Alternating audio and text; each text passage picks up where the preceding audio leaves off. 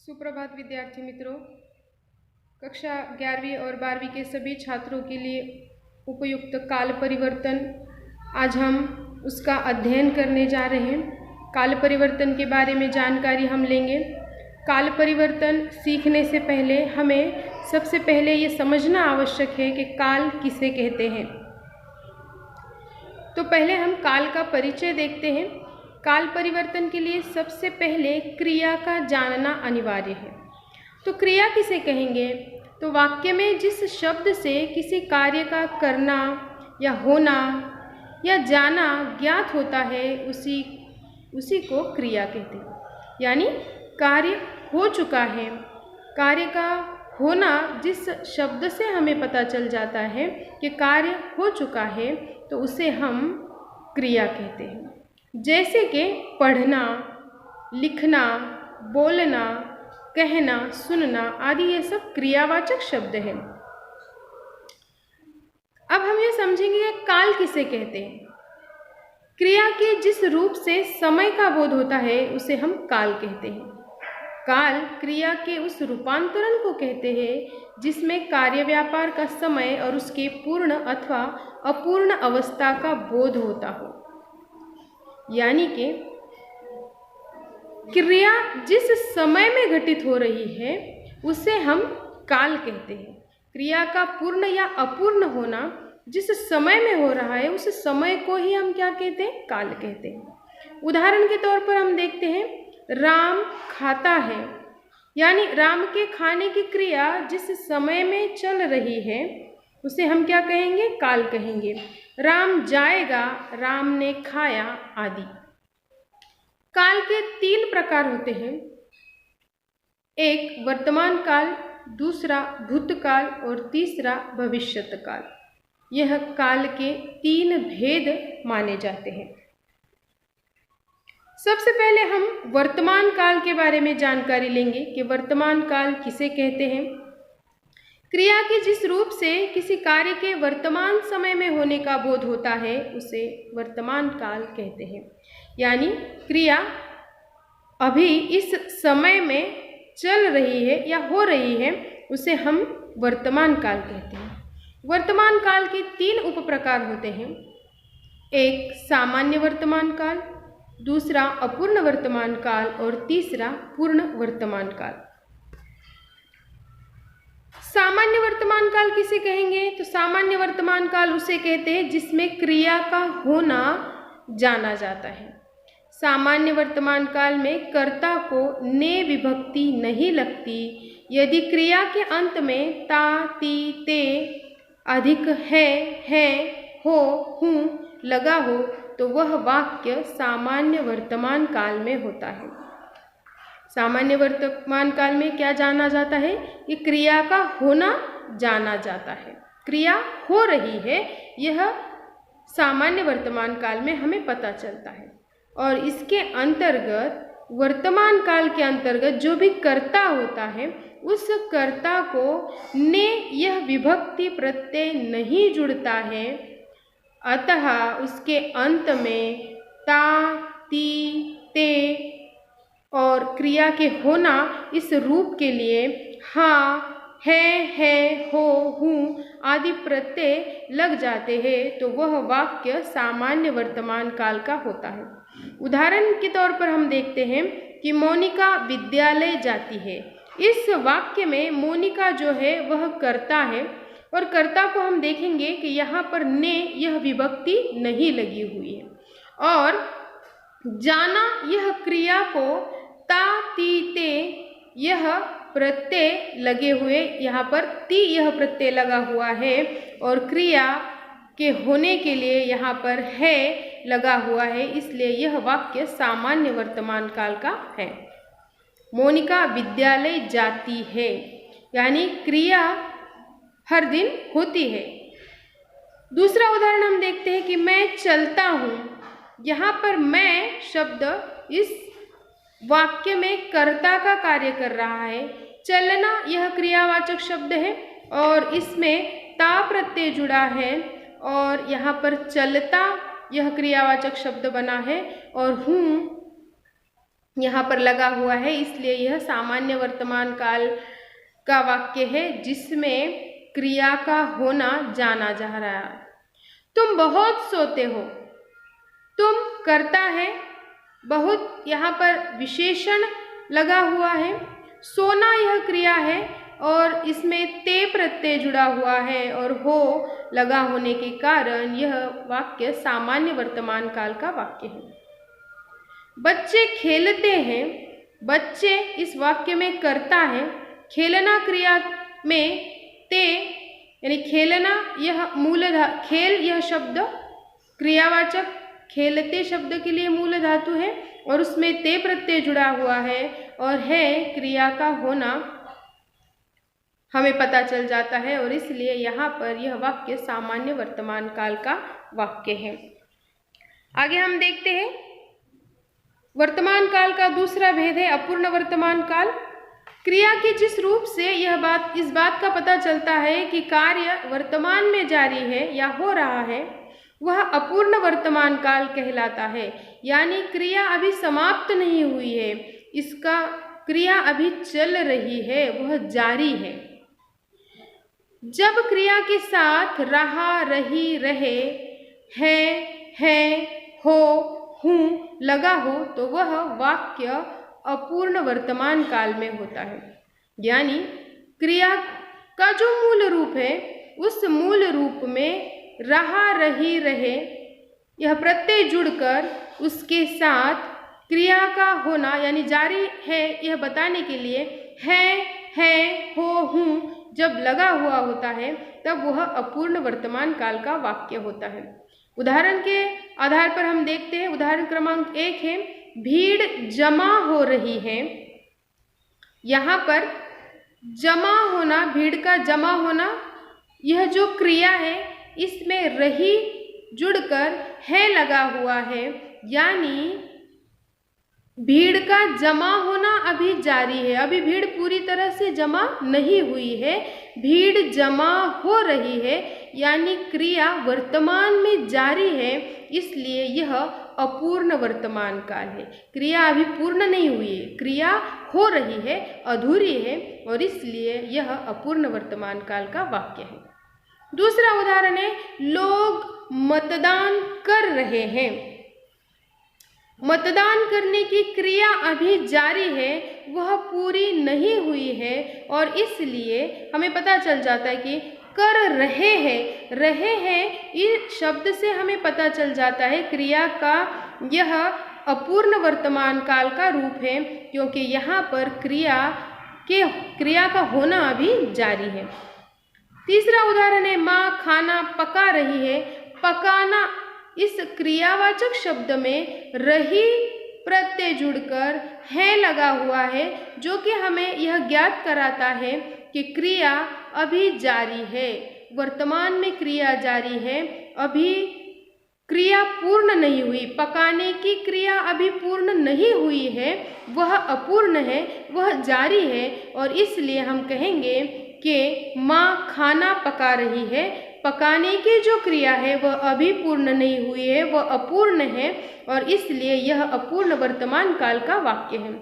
मैं शहर जा रहा हूँ। मैं शहर जा रहा हूँ, यहाँ पर मैं शब्द जो है कर्ता का काम कर रहा है। जाना यह क्रियावाचक शब्द है जिसका मूल धातु जा है और रहा हूँ यह प्रत्यय जुड़ जाने से जाने की क्रिया अभी जारी है। अभी मैं या जो करता है वह शहर में पहुंचा नहीं है, यानी कि वो जा रहा है। यह क्रिया वर्तमान में जारी है, यानी कि क्रिया अपूर्ण है, इसलिए यह अपूर्ण वर्तमान काल का वाक्य है।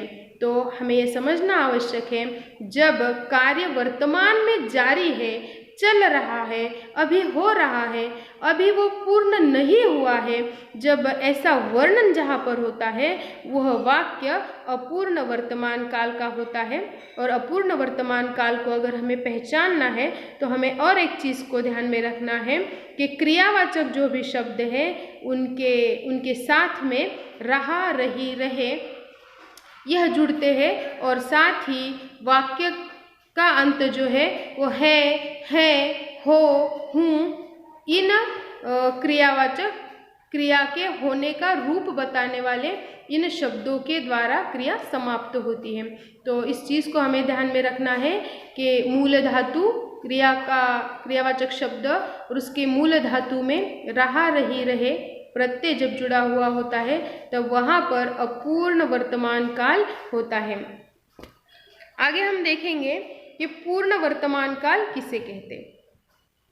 क्रिया के जिस रूप से वर्तमान काल में कार्य के पूर्ण होने का ज्ञान होता है वह वाक्य पूर्ण वर्तमान काल कहलाता है। यानी क्रियावाचक वो शब्द है जिससे हमें यह पता चल रहा है कि वर्तमान काल में कार्य पूर्ण हो चुका है, कार्य पूर्ण हुआ है, तो वह वाक्य पूर्ण वर्तमान काल कहलाता है।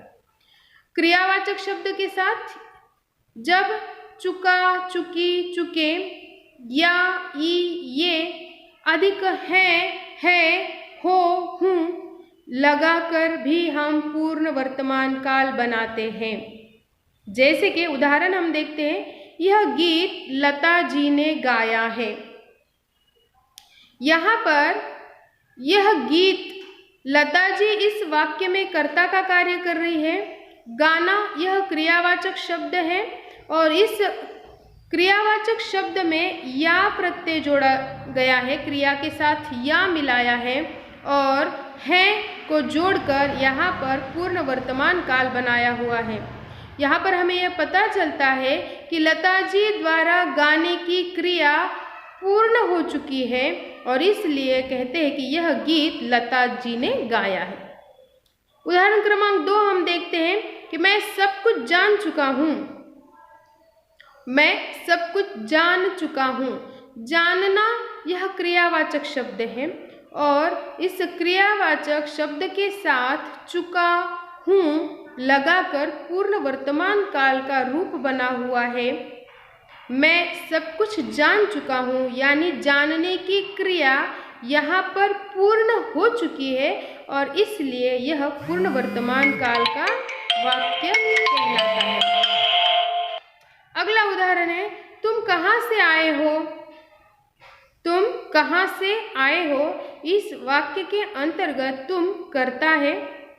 आना यह क्रियावाचक शब्द है और क्रियावाचक शब्द में आए हो जुड़ने से यहाँ पर पूर्ण वर्तमान काल का वाक्य बन चुका है। तुम कहाँ से आए हो। उदाहरण क्रमांक 4 हम देखते हैं, सभी सदस्य खाना खा चुके हैं।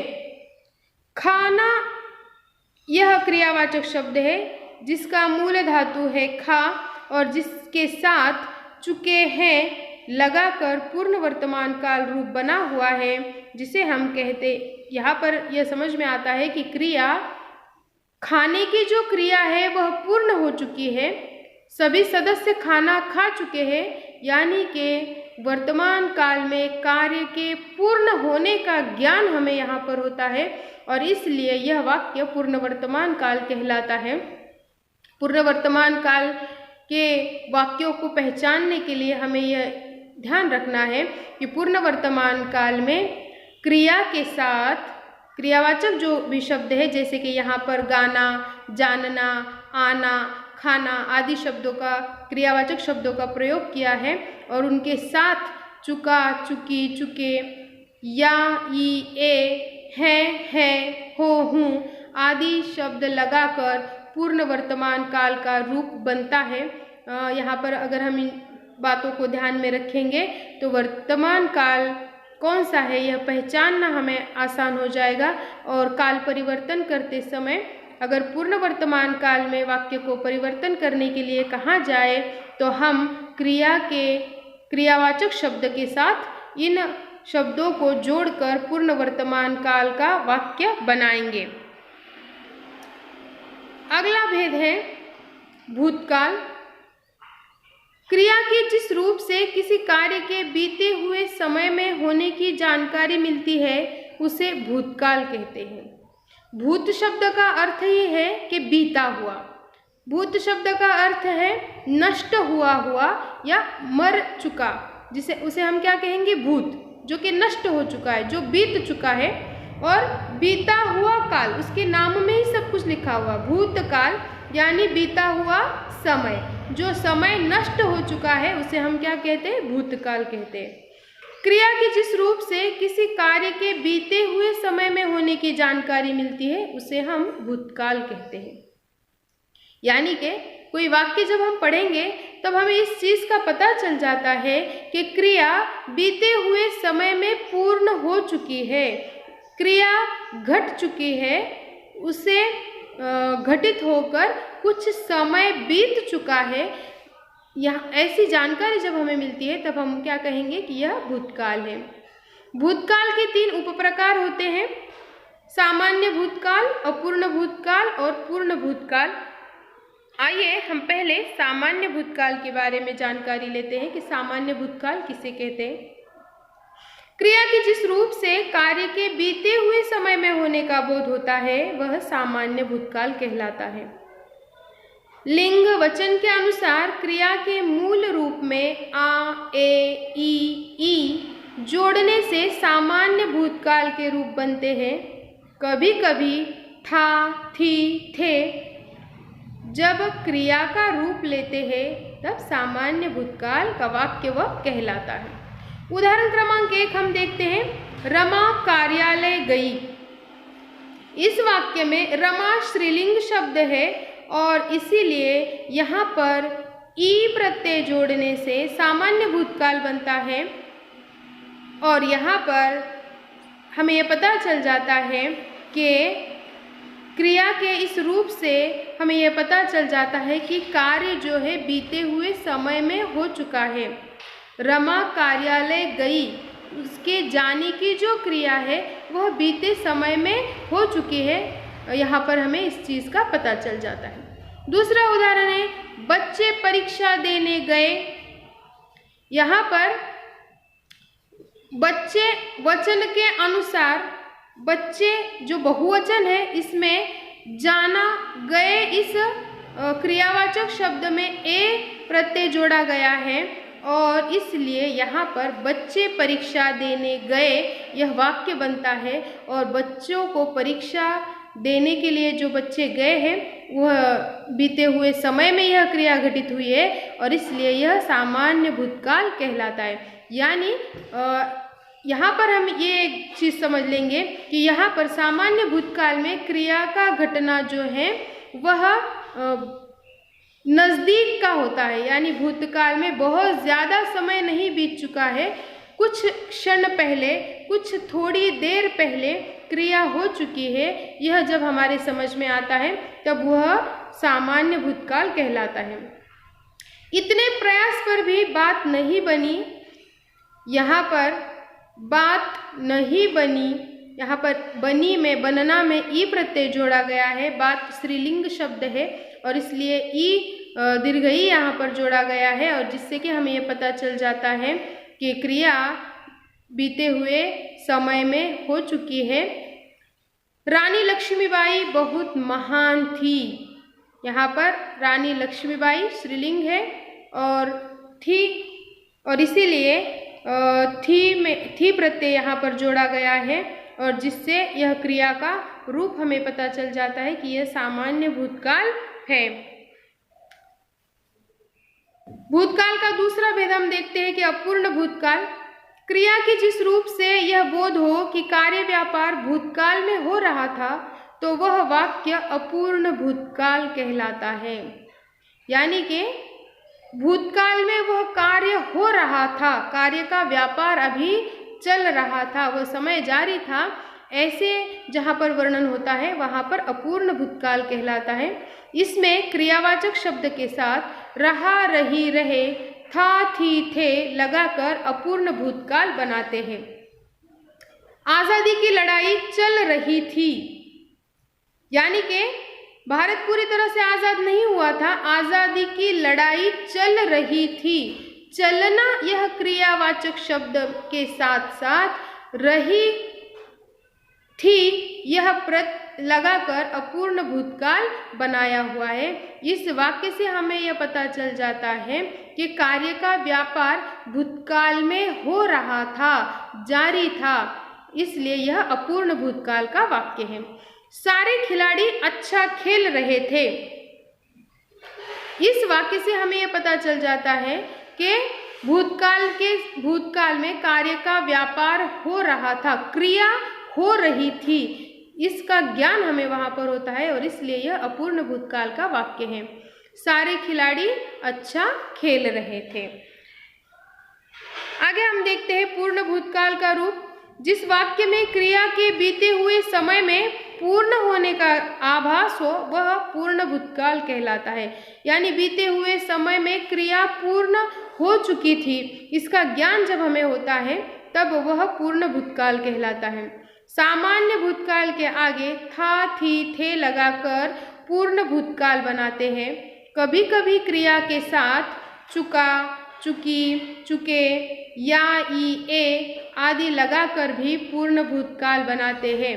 उदाहरण के तौर पर हम देखते हैं, मोहन पर्वतारोहण के लिए गया था, यानी मोहन द्वारा पर्वतारोहण का कार्य हो चुका है, बीते हुए समय में कार्य पूर्ण हुआ है और इसलिए यह पूर्ण भूतकाल का वाक्य कहलाता है। माँ ने कई बार बेटे को समझाया था। इस वाक्य में माँ के द्वारा बेटे को समझाने की क्रिया बीते हुए समय में पूर्ण हो चुकी है और यहाँ पर था प्रत्यय जोड़ने के कारण यह भूतकाल का रूप बनता है और यह पूर्ण भूतकाल का वाक्य होता है। रमा खाना पका चुकी थी। खाना पकाने की क्रिया रमा द्वारा पूर्ण हो चुकी है, बीते हुए कुछ समय पहले उसके द्वारा खाना पकाने की क्रिया पूर्ण हो चुकी है और इसलिए यह पूर्ण भूतकाल का वाक्य है। सारे छात्रों ने कहानी लिखी थी। छात्रों द्वारा कहानी लिखने की क्रिया बीते समय में पूर्ण हो चुकी है, इसका ज्ञान हमें यहाँ पर होता है। पुलिस के जवान मोर्चे पर डट चुके थे। पुलिस द्वारा, जवानों द्वारा मोर्चों पर खड़े रहना, डटना, यह क्रिया बीते हुए समय में पूर्ण हुई है, इसका आभास हमें यहाँ पर होता है और इसलिए यह पूर्ण भूतकाल का वाक्य है। पूर्ण भूतकाल, किसी वाक्य का पूर्ण भूतकाल में वाक्य काल परिवर्तन करते समय हमें यह ध्यान रखना है कि हमें क्या करना है। पूर्ण भूतकाल को बनाते समय वाक्य में क्रिया के साथ चुका, चुकी, चुके या ई ए या फिर था, थी, थे आदि लगाकर भूतकाल, पूर्ण भूतकाल का रूप हमें बनाना है। भविष्यकाल, काल का तीसरा मुख्य भेद है भविष्यकाल। इसके अंतर्गत एक ही भेद होता है, सामान्य भविष्यकाल, क्योंकि भविष्यकाल के और भेद नहीं हो सकते। आने वाले समय की बात हम कर रहे हैं और इसलिए जिस वाक्य में क्रिया के भविष्य में होने का ज्ञान होता है उसे सामान्य भविष्यकाल कहते हैं। भविष्यकाल यानी आने वाले समय में क्रिया होगी, इस चीज का जब हमें ज्ञान होता है तो वो भविष्यकाल कहलाता है। क्रिया के अंत में गा, गी, गे जोड़कर सामान्य भविष्यकाल बनाते हैं। माँ तीर्थ यात्रा पर जाएगी, यानी माँ के द्वारा तीर्थ यात्रा पर जाने की जो क्रिया है वह आने वाले समय में होने वाली है, इस चीज का हमें ज्ञान होता है और इसलिए यह सामान्य भविष्यकाल का वाक्य है। वह खेल प्रतियोगिता में भाग लेगा, भाग लेने की जो क्रिया है वह आने वाले समय में होने वाली है, इसलिए यहाँ पर यह सामान्य भविष्यकाल का वाक्य है। इस खबर से सभी चौकन्ने हो जाएंगे। यह जो खबर है वह आने वाले समय में, यह जो घटना है आने वाले समय में घटने वाली है। चौकन्ना होने की घटना जो है वह आने वाले समय में घटने वाली है और इसलिए जब हमें सामान्य भविष्यकाल का वाक्य बनाने के लिए कहा जाए या काल परिवर्तन करने के लिए कहा जाए तो हमें याद रखना है कि क्रिया के अंत में हमें गा, गी, गे यह जोड़कर सामान्य भविष्यकाल बनाना है। यहाँ पर माँ तीर्थ यात्रा पर जाएगी, जाना यह जो क्रियावाचक शब्द है इसके अंत में माँ स्त्रीलिंग होने के कारण गी जोड़ा गया है। इस खबर से सभी चौकन्ने हो जाएंगे, यहाँ पर सभी शब्द बहुवचन है और इसलिए गे प्रत्यय को जोड़कर सामान्य भविष्यकाल यहाँ पर बनाया हुआ है। काल परिवर्तन करते समय परीक्षाओं में जब हमें प्रश्न पूछे जाएंगे कि निम्नलिखित वाक्यों के काल परिवर्तन कीजिए और सूचनाओं के अनुसार काल परिवर्तन कीजिए, तब हमें दी हुई सूचना के अनुसार इन नियमों को लगाकर काल परिवर्तन करना है। इस चीज़ को हमें यहाँ पर ध्यान रखना है। आप सभी को काल परिवर्तन का अध्ययन करना है, परीक्षाओं के लिए अध्ययन करना है। आज हमने काल परिवर्तन के अंतर्गत वर्तमान काल, भूतकाल और भविष्य काल और उनके उपभेदों का अध्ययन किया। अगली तासिका में हम अगले घटकों का अध्ययन करेंगे। धन्यवाद।